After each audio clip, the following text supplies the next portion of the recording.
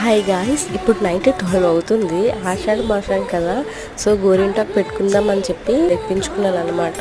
అయితే నాకు మార్నింగ్ అంతా కుదరదు, ఎందుకంటే పాపతో ఉంటాను కాబట్టి.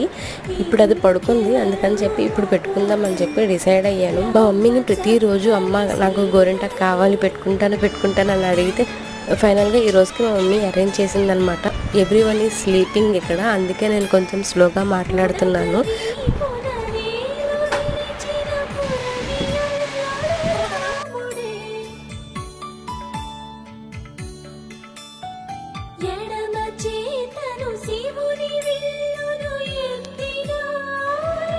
గైస్, ఫైనల్గా గోరింటాకు అయితే పెట్టేసుకున్నాను.